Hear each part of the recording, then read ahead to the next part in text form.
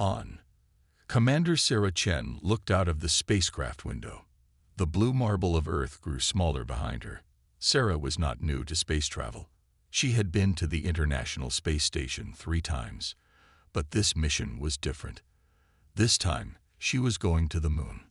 Sarah checked her instruments again. Everything looked good. The spacecraft, called Lunar Explorer 1, was working well. Sarah thought about the mission ahead. Her job was to find a good spot for a new moon base. Scientists on Earth wanted to build a permanent home on the moon. Sarah's mission was the first step. As the spacecraft flew on, Sarah remembered how she got here. She had always loved space. As a little girl, she would look up at the stars and dream.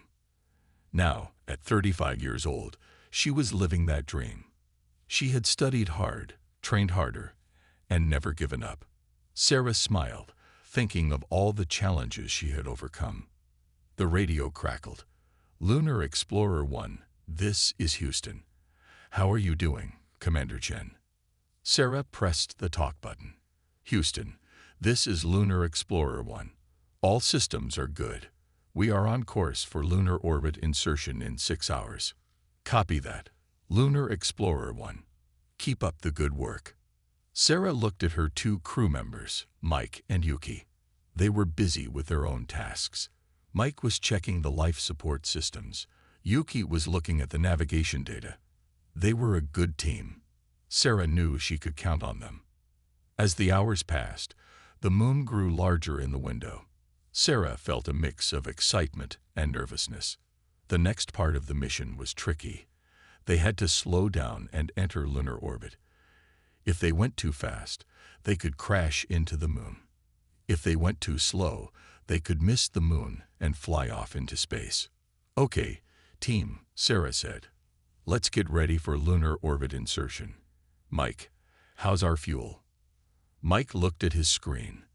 Fuel levels are good, Commander. We have more than enough for the maneuver and landing. Sarah nodded. Good. Yuki, how's our approach vector? Yuki studied her instruments. We're right on target, Commander. All calculations check out. Excellent, Sarah said. Let's do this by the book, people. The spacecraft began to turn.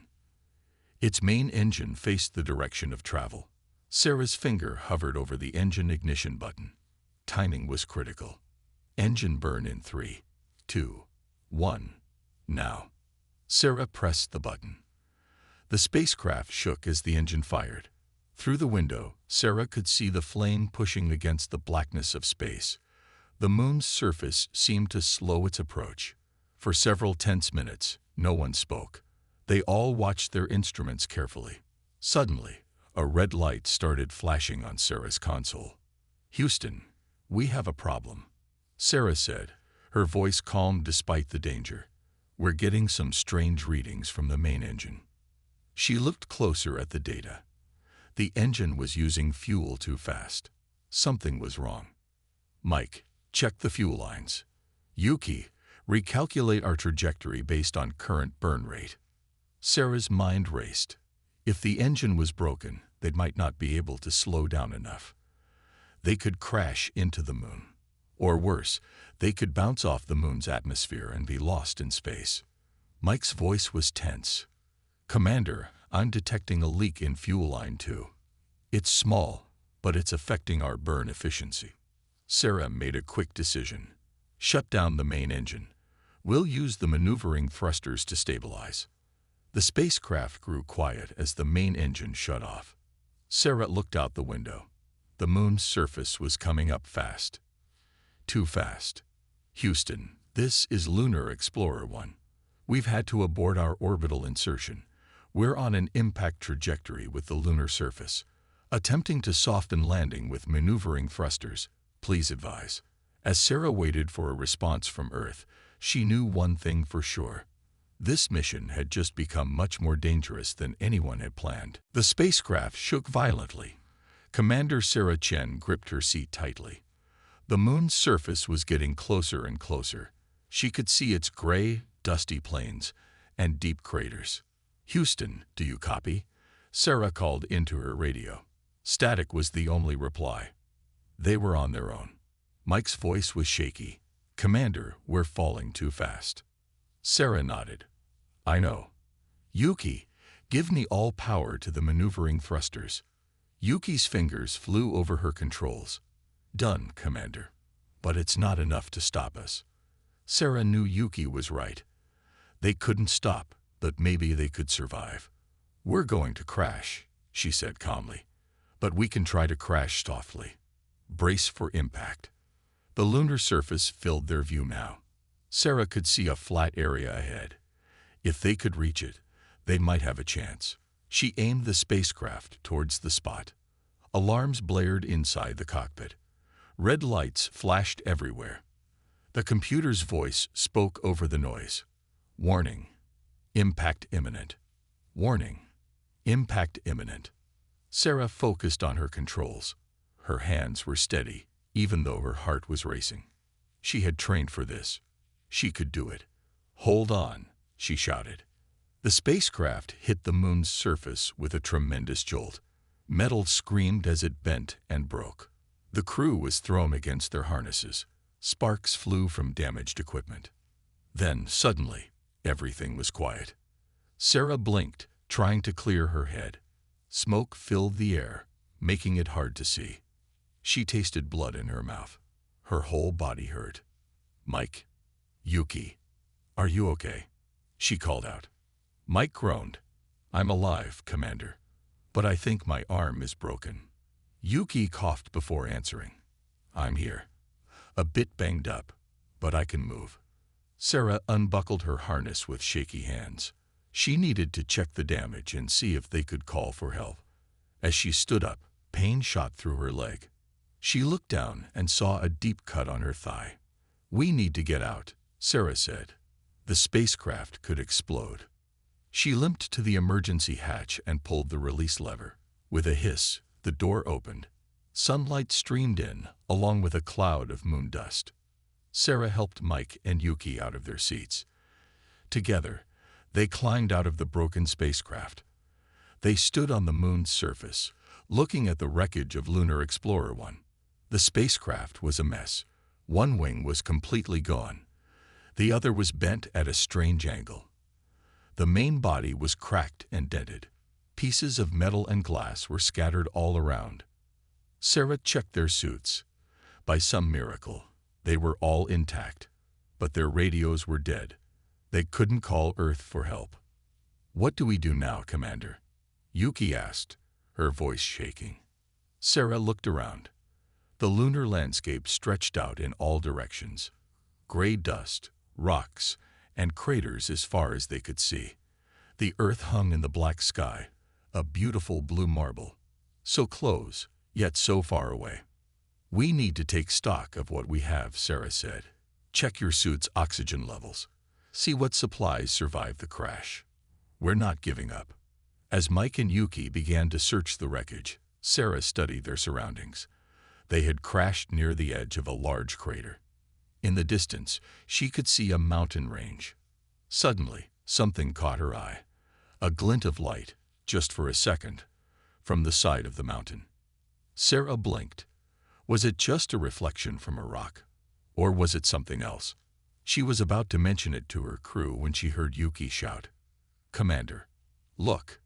Sarah turned. Her eyes widened in shock. A figure was approaching them.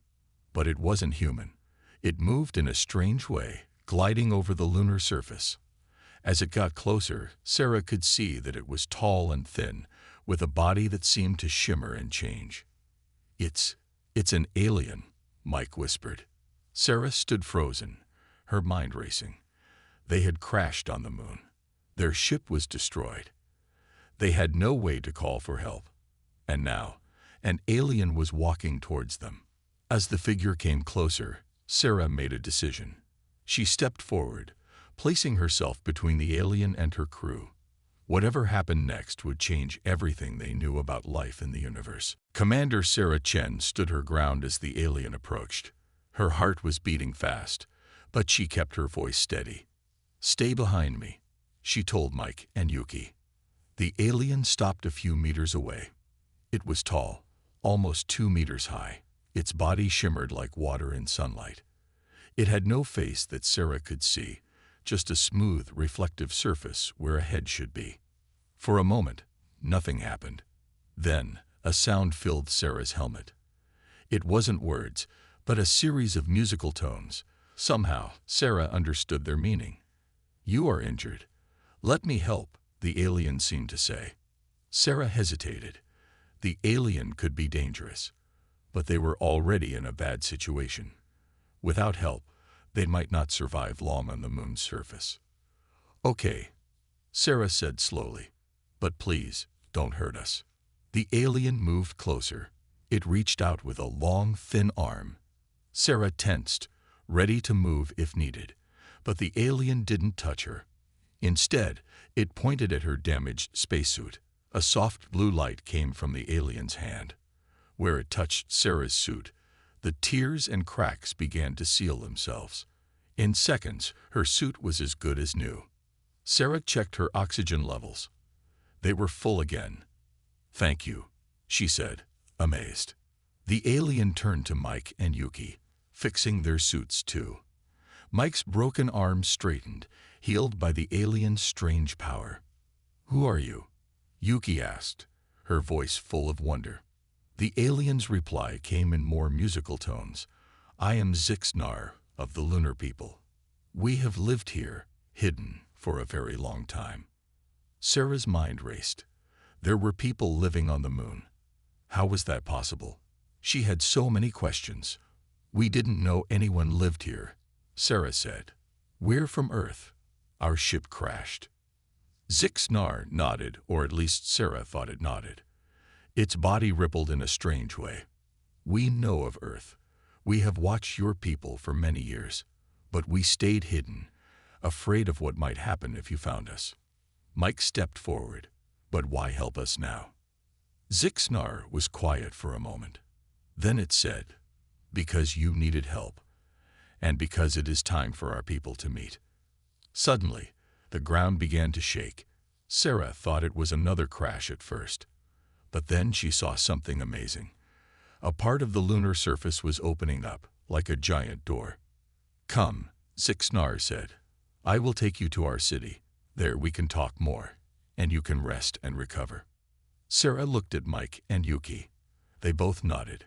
What choice did they have? Their ship was destroyed.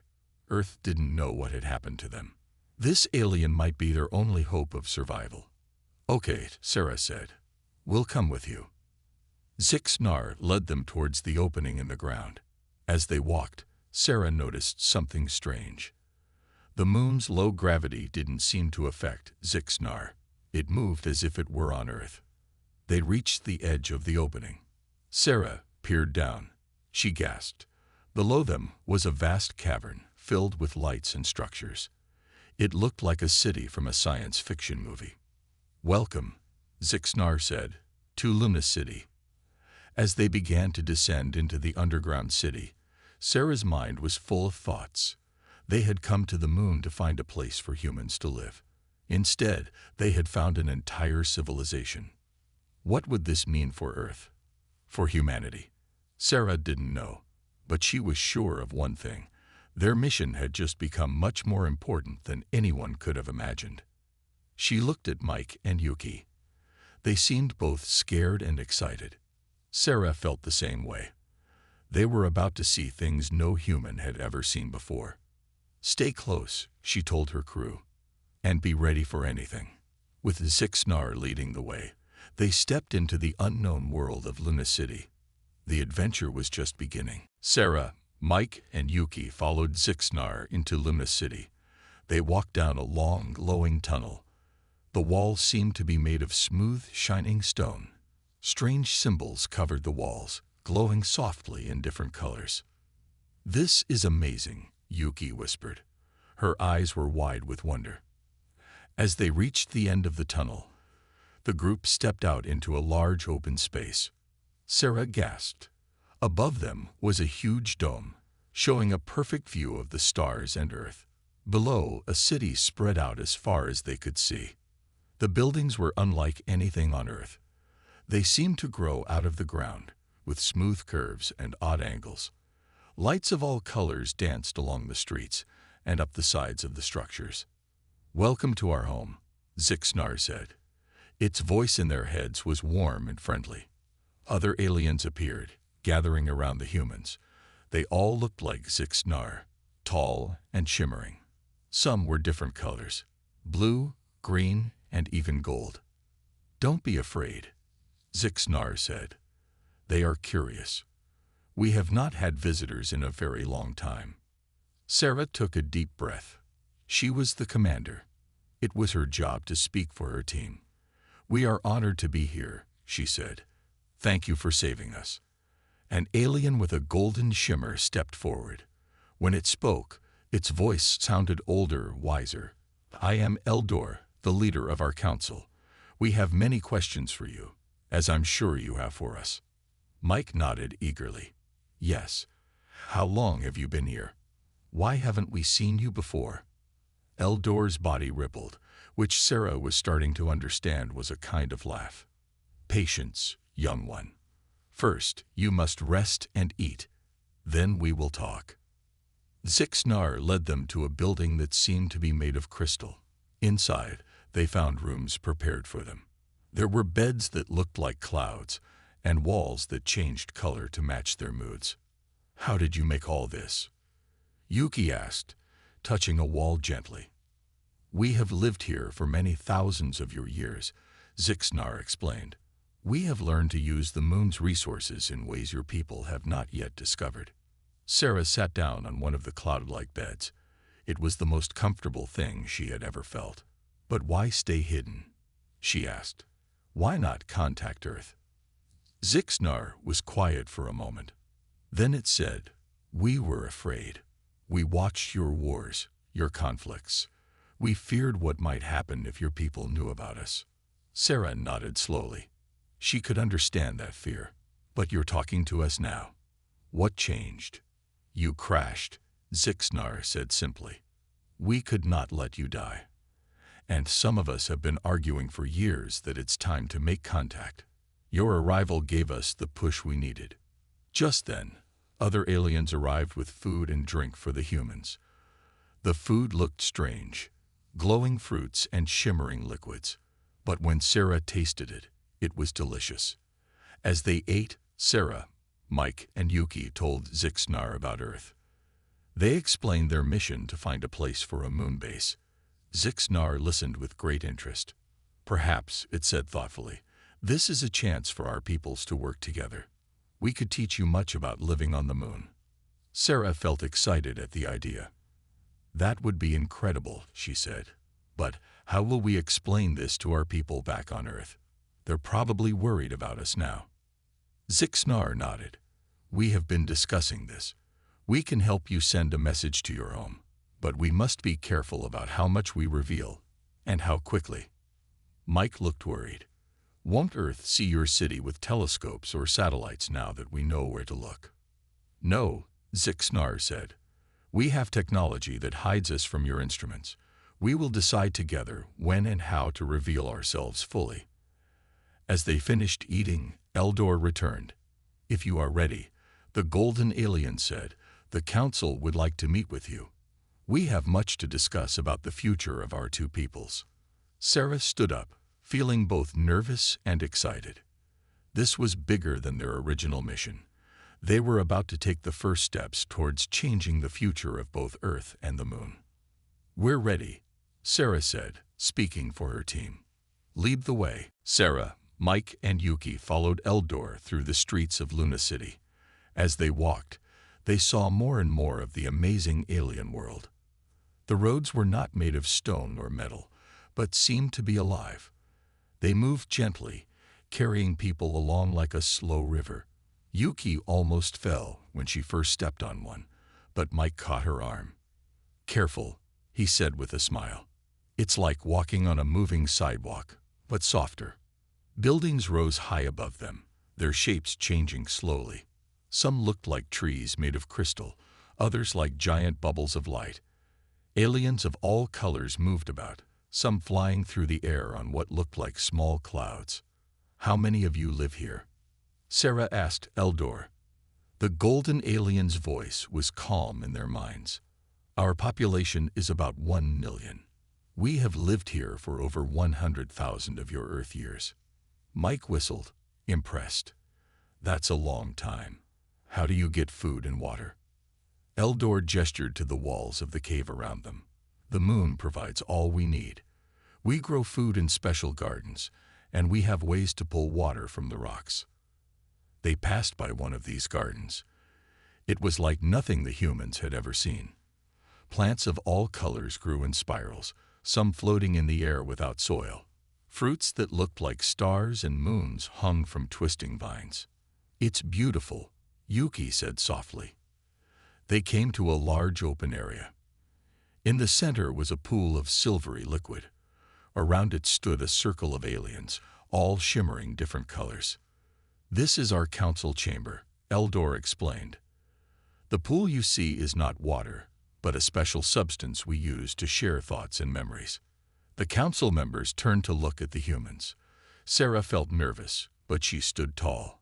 She was representing all of humanity now. One of the council members, a blue alien, spoke. We have watched your kind for many years. You are young, but you learn quickly. We have seen your first steps into space with great interest. Another council member, this one purple, added, but we have also seen your wars, your pollution, your conflicts. This is why we stayed hidden. Sarah nodded. We have made mistakes, she admitted, but we're learning. We're trying to do better. Eldor moved to the edge of the pool. Come, it said, let us share memories. It will help us understand each other better. Sarah looked at Mike and Yuki. They both nodded. Slowly, they approached the pool. Just touch the surface with your hand, Eldor instructed. Sarah took a deep breath and reached out. As her fingers touched the silvery liquid, her mind exploded with images and feelings. She saw the history of the lunar people, their journey to the moon long ago, escaping the dying world, the building of their city, the development of their amazing technology, their debates about whether to contact Earth. At the same time, she felt the council members experiencing her memories.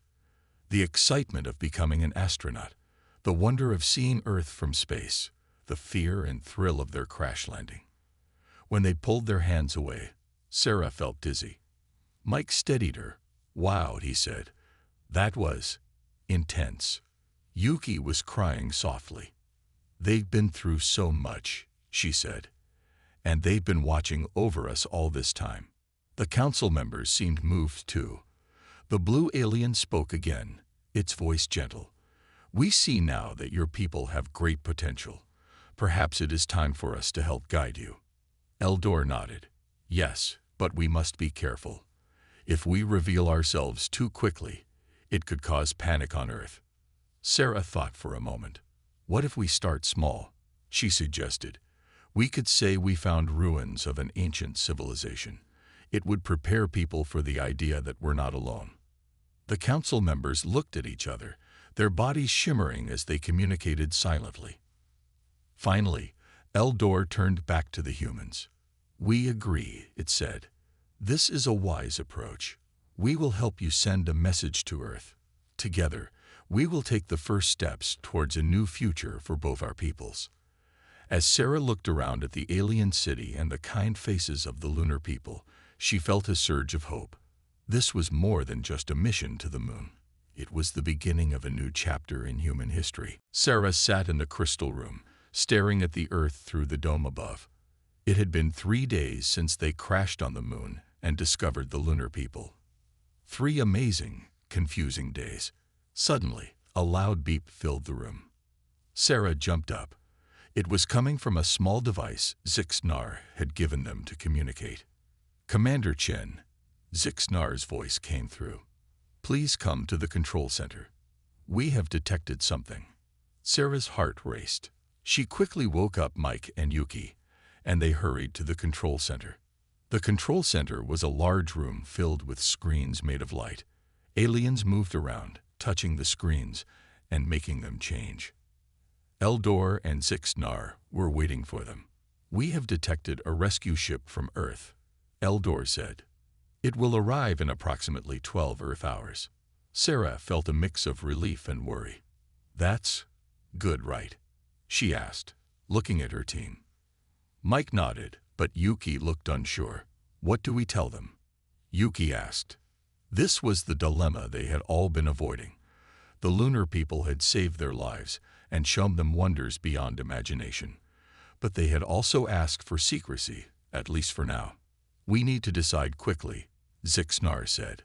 "Once the ship gets closer, they might detect our city." Sarah took a deep breath. She was the commander. It was her decision. "What are our options?" she asked. Eldor's body shimmered as it thought. "We could hide you and your crashed ship, make it seem as if you were never here. But that might cause problems when you return to Earth." Or, Zixnar added, "we could reveal everything. But that might cause panic on Earth, and some of our people are not ready for full contact." Mike spoke up. "What about Sarah's idea? About saying we found ruins?" The aliens looked at each other, their bodies changing colors as they communicated silently. "It could work," Eldor said slowly. "We could create some fake ruins near your crash site. It would be the truth, in a way. You did find an ancient lunar civilization." Sarah nodded. "It would give Earth time to get used to the idea of alien life, without the shock of finding out about a whole living city." Yuki looked worried. "But what if they want to send more missions to study the ruins? Won't they find out the truth?" "We can help with that," Zixnar said. "We have technology that can hide our city from your instruments. We can make sure they only find what we want them to find. For now." Sarah closed her eyes, thinking hard. This was bigger than their mission, bigger than anything she had ever faced. The future of two civilizations might depend on her choice. When she opened her eyes, she saw everyone watching her. Her team, the aliens, all waiting for her decision. "Okay," she said finally. "We'll go with the ruins plan. But we need to be careful. And we need to start planning for full contact in the future. We can't keep this secret forever. And I don't think we should." Eldor nodded, its golden body glowing brightly. "A wise choice, Commander Chen. We will start preparations immediately." For the next few hours, everything was a blur of activity. The lunar people used their amazing technology to create realistic ruins near the crash site. They moved the remains of the spacecraft to make it look like it had crashed while exploring the ruins. Sarah, Mike, and Yuki practiced their story over and over. They were exploring the moon when they found signs of an ancient civilization. While investigating, they crashed. They found enough air and water in the ruins to survive until rescue came. As the time for the rescue ship's arrival grew closer, Sarah felt the weight of their secret. She looked at the Earth hanging in the black sky, then at the amazing alien city around her. "Are we doing the right thing?" she asked softly.